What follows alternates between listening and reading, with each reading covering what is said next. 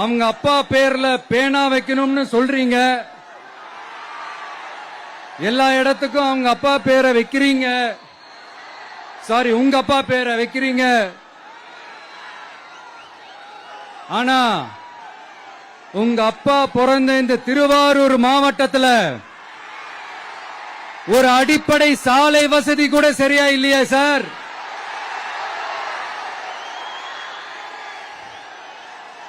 நாகப்பட்டினம் மாதிரியே திருவாரூர்லயும் அதிகமா குடிசை பகுதிகள் இருக்கிற ஊரு இந்த திருவாரூர் ஊர் தான்.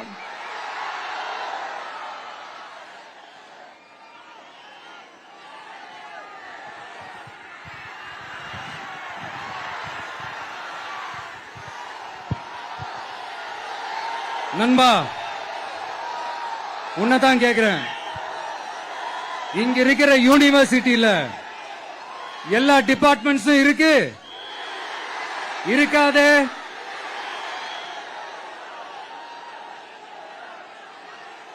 இங்க இருக்கிற மெடிக்கல் காலேஜுக்கு வைத்தியம் பார்க்கிற லெவல்ல தான் இருக்கு. நண்பா, இங்க இருக்கிற மெடிக்கல் காலேஜ்ல எல்லா எக்யூப்மெண்ட்ஸும் வேலை செய்யுது செய்யாதே?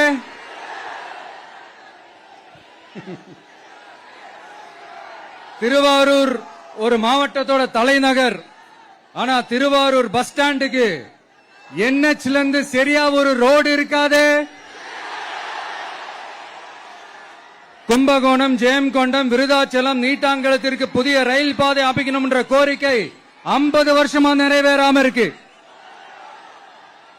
இந்த மாவட்டத்தில் ஒரு மந்திரி ஒருத்தர் இருக்கிறார். அவரோட வேலை என்னன்னு தெரியுமா? சிஎம் அவர்களுடைய குடும்பத்துக்கு சேவை செய்யறது.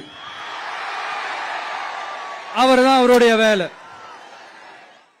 மக்கள் தான் இம்பார்ட்டன்ட் அவருக்கு நாம புரிய வைக்கணும். உங்களுடன் ஸ்டாலின், உங்களுடன் ஸ்டாலின், உங்களுடன் ஸ்டாலின் உங்க குடும்பத்துக்கு மட்டும்தான் சொல்லிக்கிறணும். மக்கள் கிட்ட எல்லாம் அதை நீங்க சொல்லவே முடியாது. ஏன்னா நீங்க தான் மக்கள் கூடவே இல்லையே.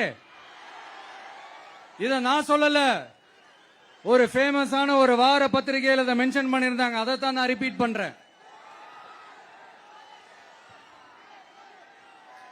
அப்புறம் இன்னொரு முக்கியமான ஒரு விஷயம், நம்ம இந்த டெல்டா பகுதியில் இருக்கிற விவசாயிங்க ஒரு கொடுமையா ஒண்ணு அனுபவிச்சுட்டு இருக்கிறாங்க. அந்த புகார் ஒண்ணு வந்தது.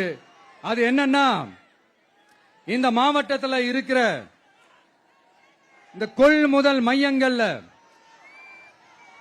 இந்த நெல்லை ஏத்தி இறக்கிறதுக்கு, அதாவது லோடிங் அண்ட் அன்லோடிங், அதுக்கு ஒரு 40 கிலோ மூட்டைக்கு 40 ரூபா கமிஷன் வாங்குறாங்களாம்.